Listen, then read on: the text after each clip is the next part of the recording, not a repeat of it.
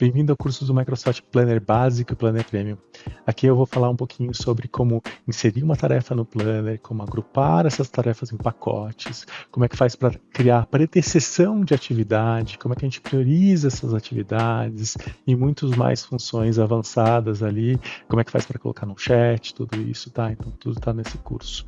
Aproveita, salva a playlist para ir fazendo esse curso com o tempo. Está na sequência já correta do conhecimento mais básico para o mais avançado, é uma sequência lógica para você entender melhor também.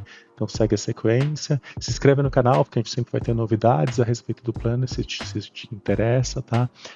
E a ML Pro, se você quer implantar o Planner na sua empresa e precisa de um apoio, a ML Pro pode fazer esse apoio também. Fala com a gente, o link está na descrição, também tem o WhatsApp, tudo na descrição.